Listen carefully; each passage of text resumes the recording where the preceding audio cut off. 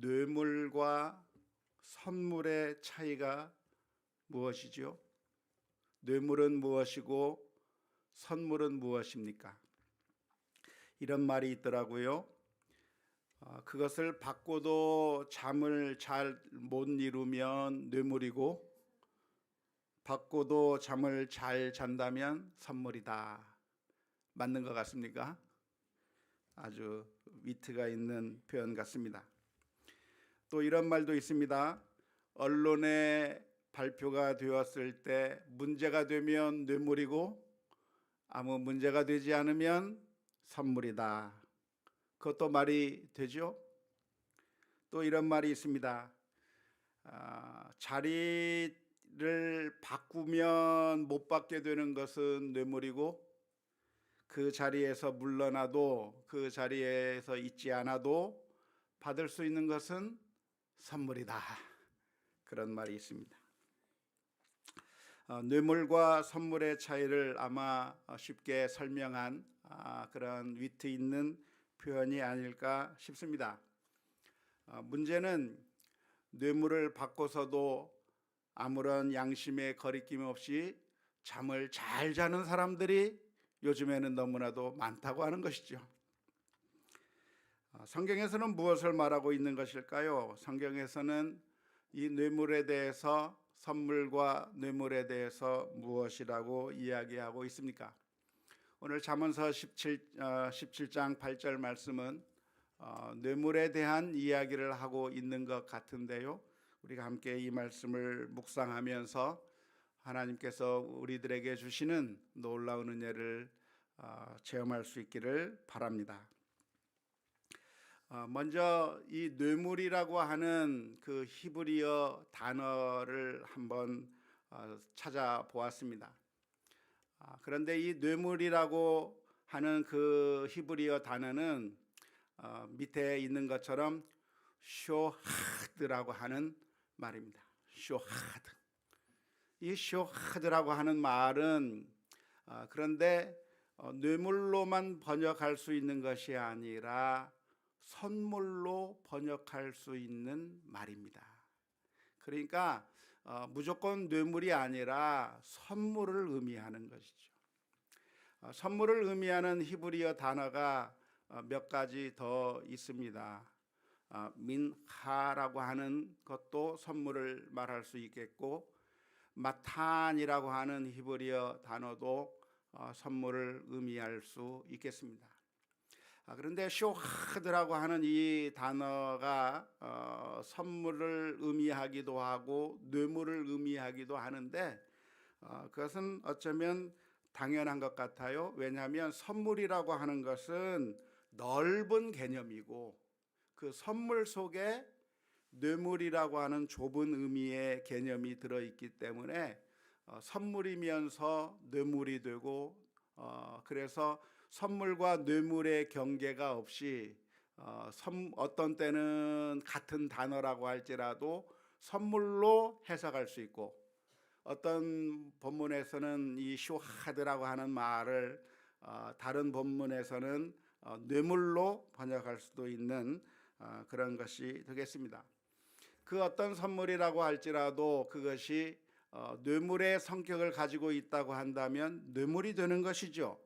은밀하게 그리고 판결을 유리하게 이끌기 위해서 또한 좋은 결정들을 이끌어내기 위해서 뇌물성으로 주는 선물이라고 하면 그게 뇌물이 되는 것입니다. 그러니까 이 선물이라고 하는 것이 어느 지점이 되면 뇌물로 바뀌게 되는 그런 지점이 있는 것이라고 할 수가 있겠습니다. 먼저 이 뇌물에 대해서 생각해 보기 전에 선물에 대해서 먼저 생각해 보았으면 좋겠는데요. 선물이라고 하는 것은 좋은 것입니다. 선물을 우리가 많이 하는 것이 좋은 것이죠. 잠언서 18장 16절 말씀해 보면 사람의 선물은 그의 길을 넓게 하며 또 존귀한 자 앞으로 그를 인도하느니라 라고 말씀하고 있습니다. 아무런 선물이 없는 것보다 선물을 주고 무엇인가 참 제공하고 사랑을 표현한다고 하면 그것이 우리들의 그 삶을 아주 잘 매끄럽게 돌아가게 만든다는 것입니다. 평상시 조그마한 선물이라도 계속해서 준다고 한다면, 선물을 계속해서 이렇게 준다고 한다면 사람들이 우리를 바라보면서 좋게 생각하는 것이죠. 그래서 도움이 필요할 때 도움을 줄 수도 있겠고, 여러 가지 일들이 있을 때 참 도움의 손길을 내밀 수 있는 그런 역할들을 하는 것이 선물이라고 할 수가 있겠습니다. 그래서 창세기에 보면 야곱이 오랫동안 타지 생활을 하다가 고향으로 돌아가게 될 때 자기 형 에서를 만나게 되는 그 순간에 과연 그 옛날 정말 악한 감정 가운데 헤어졌던 자신의 형과 다시 만나는 것이 두려운 나머지 이 야곱이 생각해낸 것이 무엇이냐면 어마어마한 선물이었습니다. 먼저 에서를 바로 만나기보다는 선물을 먼저 보내는 것이죠. 선물을 보내서 이 에서의 마음을 녹이고, 그래서 그 에서를 나중에 만나겠다 생각해서 결국 먼저 그 자신들의 그 일행을 몇 개로 나누어서 먼저 선물들을 계속해서 보내고, 야곱이 맨 마지막에 그 에서를 만나게 될 때 결국 이 에서와 야곱의 만남이 아주 참 극적인 상봉, 눈물이 있는 그런 상봉이 되었다고 하는 것이 창세기의 말씀 가운데 기록되어 있습니다. 선물이 에서의 마음을 녹인 걸까요? 아니면 하나님께서 야곱을 보호해 주신 것일까요? 아무튼 극적인 화해가 이루어진 것을 우리는 창세기의 말씀 가운데서 알 수 있는데요.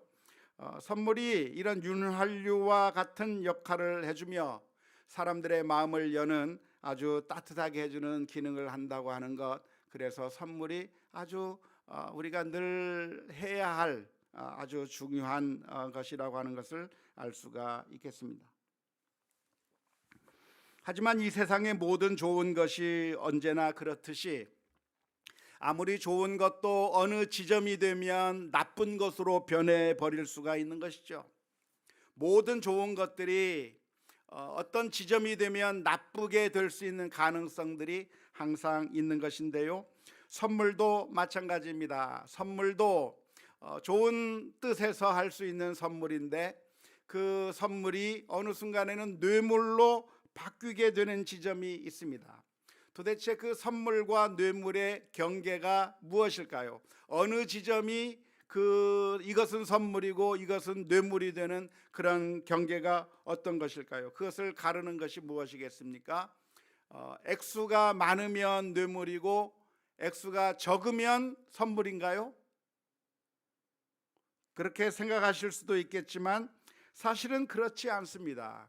선물도 아무런 사심이 없는 선물도 엄청난 액수의 선물을 할 수가 있기 때문에 그런 것이죠. 미국에서는 종종 미국에서는 항상 음식점에 가면 음식값만 내는 것이 아니라 음식값에 더해서 팁을 주게 되어 있습니다. 그 팁이 어느 정도를 줘야 되냐면 적게는 15%에서 혹은 20%, 많으면 25%, 음식값의 몇 퍼센트를 팁으로 주는 문화가 정착되어 있습니다. 그래서 항상 음식을 먹으면서 음식을 잘 먹고 음식을 먹는 것을 위해서 웨이터가 와서 접대해주고 음식을 가져다주고 물도 떠다주고 하는 그런 서비스를 받았다고 하는 것에 대한 감사의 표시로 팁을 얼마씩 챙겨서 주는 경우가 있는데요. 대략적으로 15%에서 25% 정도의 팁을 주고 있고 오늘날에는 더 많이 주는 경향들이 있다고들 하는데요. 그래도 뉴스에 들어보면 종종 이런 뉴스가 나옵니다. 어떤 웨이터가 어떤 사람에게 음식을 잘 제공해주고 서비스를 해주었더니 그 손님이 그 웨이터에게 팁을 얼마를 줬는가? 10,000불을 줬다. 10,000불이면 얼마예요? 약 1,200만 원. 50,000불을 줬다. 얼마? 약 한 6천만 원. 또 어떤 사람은 10만 불을 줬다. 얼마 정도? 1억 2천만 원 정도의 팁을 주어서 그것이 신문 기사에 종종 나곤 합니다.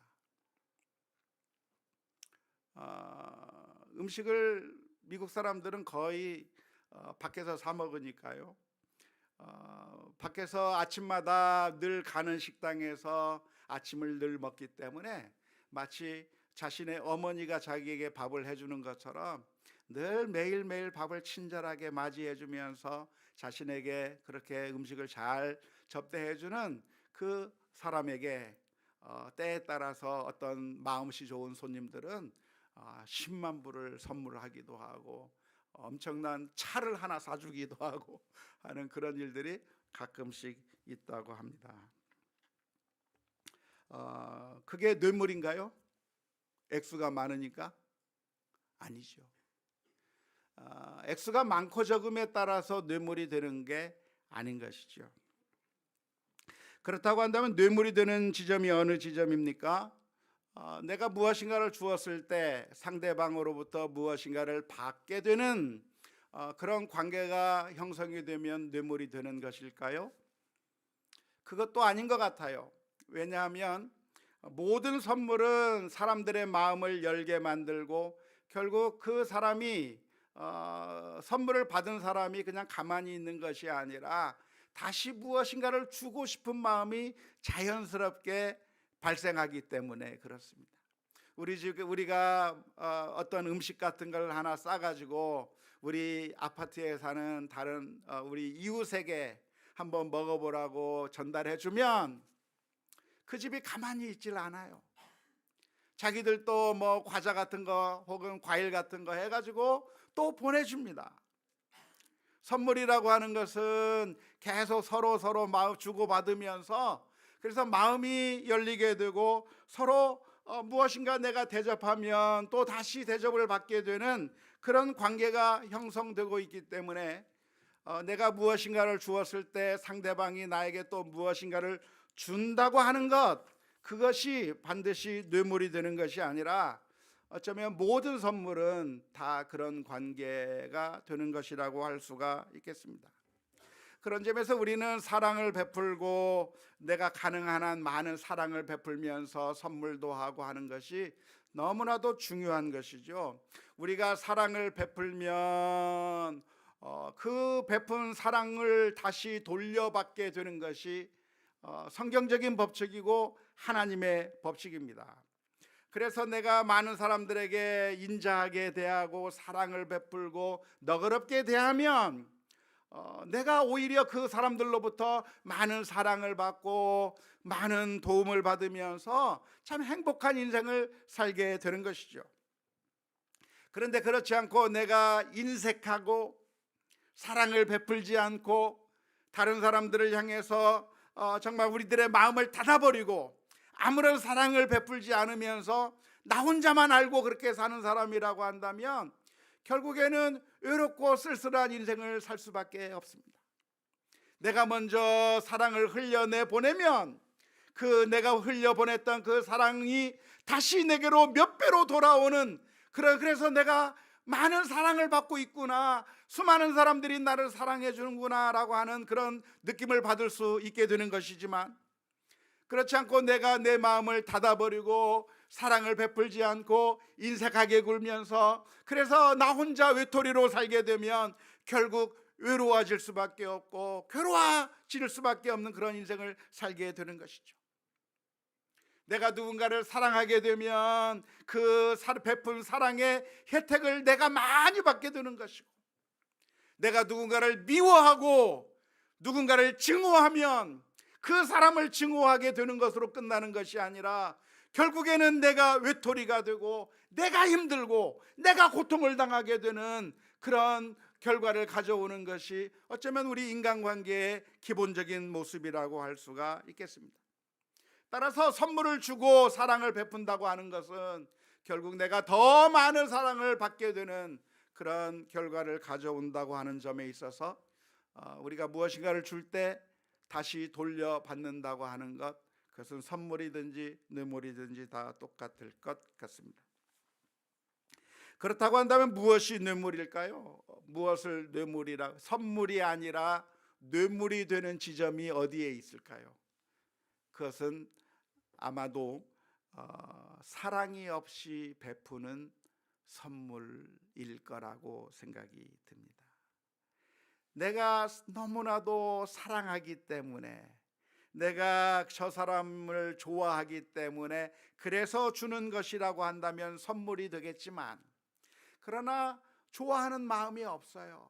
사랑하는 마음이 없어요. 애정하는 마음이 하나도 없으면서 단순히 내가 이것을 주면 저 사람이 나에게 어떤 반대 급부를 줄 거라고 하는 그런 기대감을 가지고 사랑이 없이 주는 선물은, 그것은 액수가 크든 작든 뇌물이 될 가능성이 많은 것이죠. 사람들이 판사에게 뇌물을 주는 이유가 무엇입니까? 사람들이 어떤 권력자에게 뇌물을 주는 이유가 무엇입니까? 사랑하고 좋아하기 때문인가요? 그게 아니에요. 미워하면서도 싫어하면서도 억지로 주는 겁니다. 왜 줍니까? 왜냐하면 내가 이 뇌물을 준다고 한다면 지금 무엇인가를 결정할 수 있는, 판결할 수 있는 권한을 가진 그 사람으로부터 좋은 결과를 얻을 수 있을 거라고 하는 기대감 때문에 판사에게 뇌물을 주는 것이죠. 권력을 가지고 있는 사람들에게 뇌물을 바치는 것이죠. 안타깝게도 이러한 일들이 우리 사회에서 얼마나 자주 흔하게 일어나는지 모릅니다. 종종 깜짝깜짝 놀라는 것은 판사 출신의 어떤 사람들의 자산이 수십억, 수백억이라고 하는 뉴스를 들을 때마다 도무지 이해가 안 돼요. 판사나 이런 사람들도 다 공무원과 같이 월급을 받는 사람들일 텐데 어떻게 저렇게 많은 재산을 모았을까? 도대체 그 재산이 어디서부터 형성될 것인가, 된 것인가? 아무리 생각해도 이해가 되지 않는 경우가 너무나도 많은 것이죠. 무엇이 뇌물인가? 사랑하는 마음이 없이, 좋아하는 마음이 없이 무엇인가를 얻기 위한 그 일종의 수단으로 주는 것이 뇌물이라고 할 수가 있겠습니다. 그렇다고 하면 오늘 잠언서 17장 8절 말씀을 우리가 읽었는데요, 다시 한번 잠언서 17장 8절 말씀을 보면 뇌물은 그 임자가 보기에 보석 같은즉 그가 어디로 향하든지 형통하게 하느니라 라고 말씀하고 있습니다. 그러니까 뇌물을 주면 결국에는 형통하게 되니까, 형통하기를 원한다고 하면 뇌물을 주란 얘기인가요? 주지 말라고 하는 얘기인가요?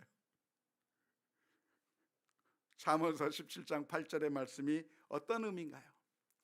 오늘 17장 8절의 말씀은 이 뇌물이 그것이 움직일 때마다 우리를 형통하게 만든다라고 표현하고 있으니까, 그러니까 뇌물이 형통하게 만드는 것이니까 우리가 형통함을 원한다고 하면 뇌물이라도 써야 한다고 하는 그런 의미의 말씀일까요?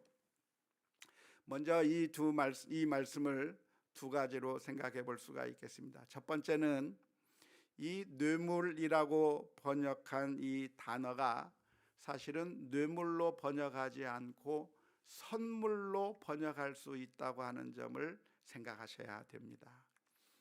제가 맨 처음에 히브리어 이 단어가 선물로 번역할 수도 있고 뇌물로 번역할 수도 있다고 말씀을 드렸습니다. 그러니까 이 잠언서 17장 8절의 말씀은 뇌물에 대한 이야기가 아니라 선물에 대한 이야기로 이해하셔도 좋을 것 같습니다. 선물은 그 임자가 보기에 보석 같은즉 그가 어디로 향하든지 형통하게 하느니라.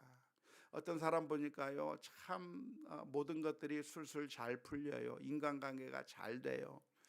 그래서 도대체 어떻게 이렇게 모든 것을 잘 해나가십니까? 그랬더니 평상시에 많이 선물을 했대요.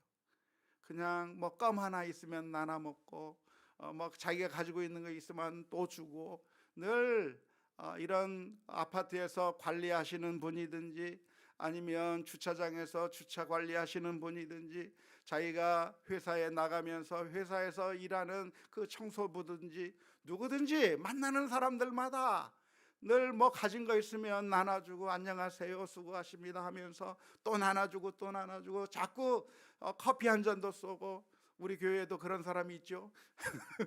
자꾸 뭐 사기도 하고 막 선물도 주고 하는 사람들 많습니다.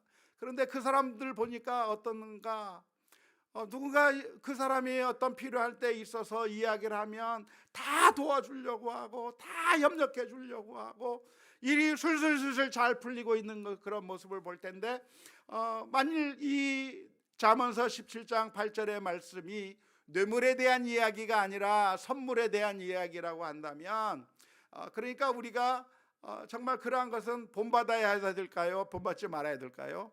본받아야 되는 것이죠. 커피도 사고 또 뭐 과자라도 하나씩 주고 꽃이라도 하나씩 주고, 그러면서 평상시에 많은 사람들에게 사랑을 흘려보내며 사는 삶, 사람들에게 선물을 주며 사는 삶, 사람들에게 많은 사랑을 베풀면서 사는 그런 삶을 사는 것이 결국 형통의 길이라고 하는 사실을 우리가 기억해야 할 것입니다. 그런데 오늘 본문의 말씀은 대부분 뇌물로 번역하는 성경이 많습니다. 뇌물로 번역했다고 한다면, 뇌물도 어차피 그러니까 형통하게 만든다고 하니까 뇌물도 줘도 된다는 말인가요? 주지 말아야 된다는 얘기인가요? 약간 애매하게 되어 있습니다만은 영어 성경인 NIV 성경에서는 이렇게 번역하고 있습니다. 뇌물을 주는 자는 뇌물이 아주 매력적인 것으로 보인다. 그것이 전해지는 곳마다 성공이 올 것이라고 생각하기 때문이다 라고 NIV 성경에서는 번역해 놓았습니다.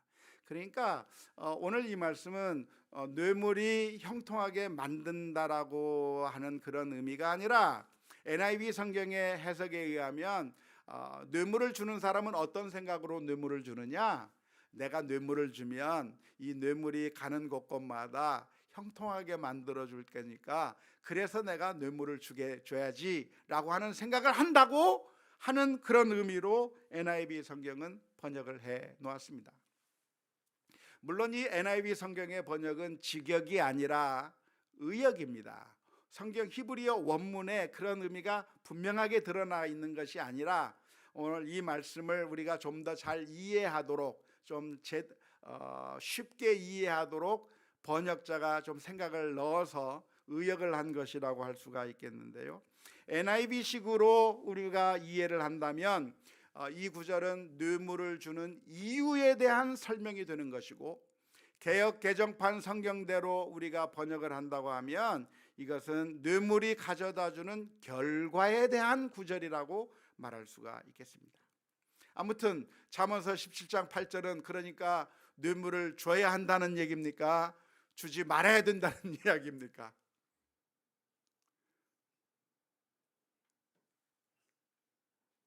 아무 얘기가 없어요.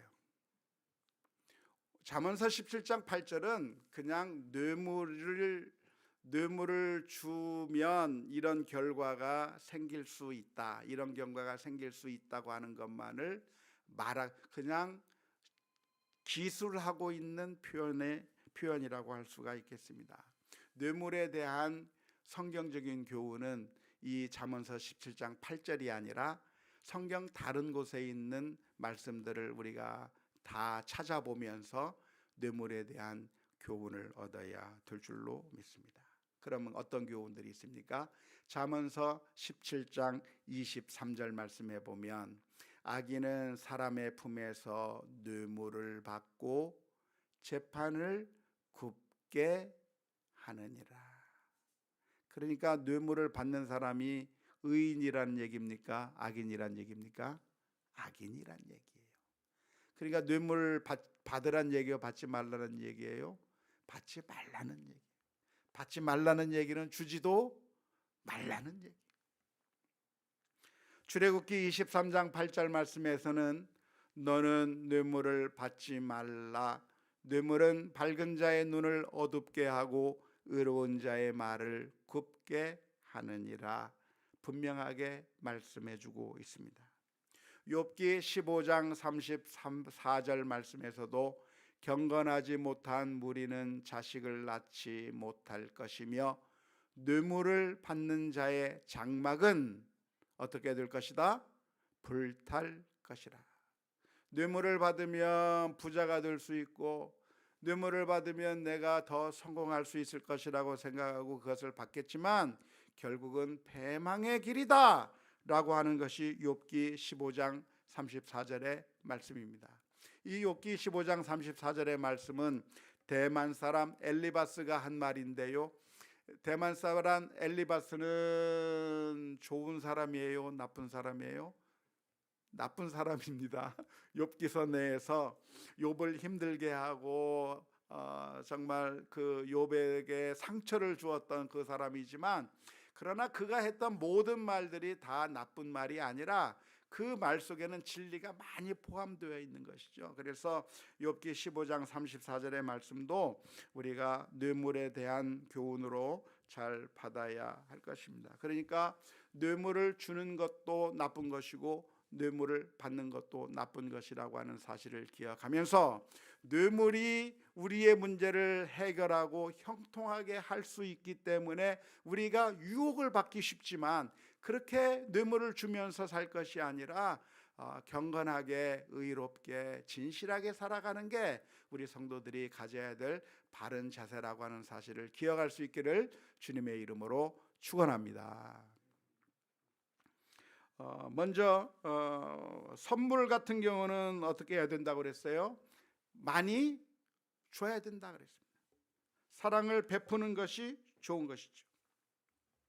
하지만 뇌물은 그렇게 주거나 받거나 해서도 안 된다는 것이죠. 특별히 우리가 하나님과의 관계에서도 역시 마찬가지입니다. 우리가 하나님 앞에 예물을 드릴 때 어떤 사람들은 마치 하나님께 예물을 드릴 때 하나님께 뇌물을 드리는 마음으로 드리는 그런 분들이 종종 계십니다. 하나님에게 내가 이만큼 드려서 그래서 하나님으로부터 축복을 받고 내가 지금 잘못하고 있지만 뇌물로서 하나님의 뭔가 은총을 받으려고 하는 그런 마음으로 하나님께 그렇게 뇌물을 드리는 사람들이 있을 수가 있어요. 하지만 그렇게 하나님께 하나님을 사랑하는 마음으로 드리는 것이 아니라 내가 이것을 하나님께 드리면 하나님께서 나에게 축복해 주시겠지, 혹은 내가 이런 것을 하나님 앞에 드리면 하나님께서 나에게 벌을 내리시지 않으시겠지 라고 하는 그런 뇌물을 드리는 것과 같은 마음으로 하나님 앞에 드린다고 한다면 그것은 아무 가치가 없는 것입니다. 소용이 없는 것이죠. 신명기 10장 17절 말씀에서 이렇게 말씀하고 있기 때문에 그렇습니다. 너희의 하나님 여호와는 신 가운데 신이시며 주 가운데 주시오 크고 능하시며 두려우신 하나님이시라. 사람을 외모로 보지 아니하시며 무엇을 받지 아니하시고 뇌물을 받지 아니하시고. 하나님 앞에 뇌물 바쳐봤자 소용이 있어요 없어요? 없다 이 말이에요. 왜? 하나님은 뇌물이 필요하지 않는 하나님이고 뇌물을 받지 않는 하나님이시기 때문에 그렇습니다. 우리가 하나님 앞에 무엇인가를 드린다고 한다면 어떤 마음으로 드려야 합니까? 감사하는 마음으로, 하나님의 은혜에 너무나도 감격하는 마음으로, 주님의 은혜가 고마워서 예물을 드리든지 헌신하든지 우리의 어떤 것을 주님 앞에 드리든지 감사와 찬송이 그 드리는 동기가 되어야 되지, 그게 아니라 내가 하나님으로부터 무엇인가를 얻어내기 위한 그런 뇌물의 개념으로 하나님 앞에 나아갈 게 아니라고 하는 것을 기억해야 할 겁니다.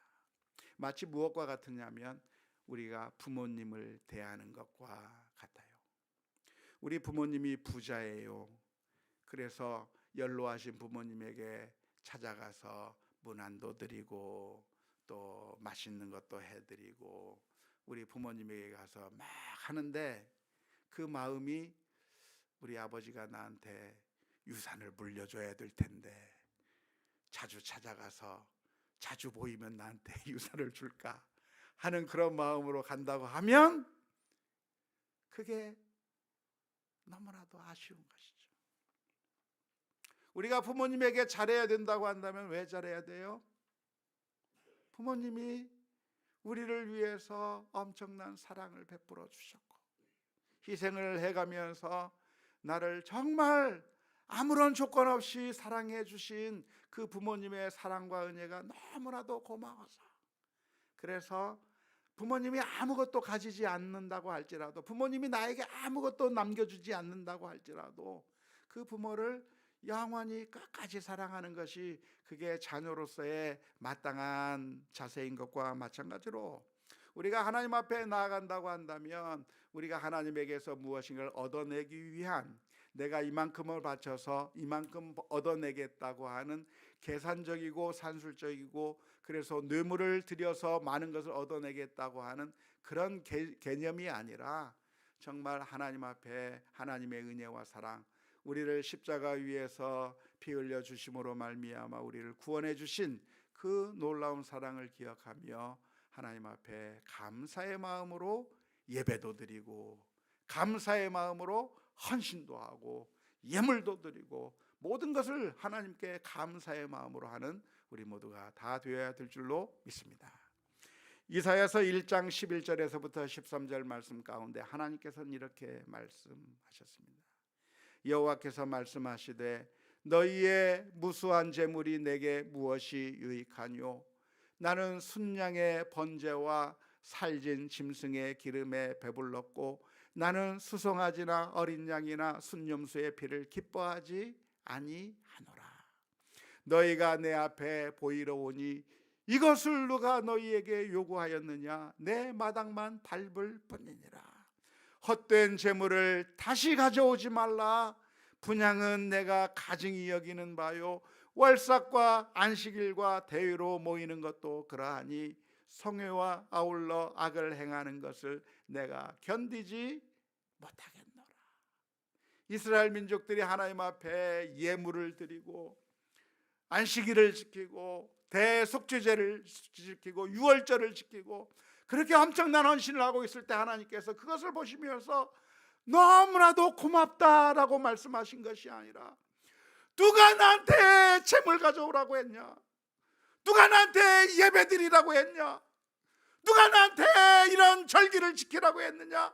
아무것도 하지 말라고 주님께서 거절하시는 말씀이 이 이사야서의 말씀 가운데 있는 것인데요, 오늘 우리가 주님 앞에 나아간다고 한다면 우리가 진정으로 하나님이 나를 사랑하신 하나님이시구나, 나를 구원해 주신 그 놀라운 은혜의 하나님이라고 하는 사실을 기억하며 감사함으로 나가는 우리 모두가 되어야 될 줄로 믿습니다. 하나님께서 원하시는 것은 무엇입니까? 상한 심령이고 회개하며 돌아가는 것이기 때문에 그렇습니다. 사람들에게 뇌물을 주는 것은 사실 그 사람을 모독하는 행위일 겁니다. 왜냐하면 내가 어떤 뇌물을 준다고 하는 것은 그 사람이 인격적인 존재로 내가 대하는 것이 아니라 하나의 수단으로 폄훼하는 일이기 때문에 그래요.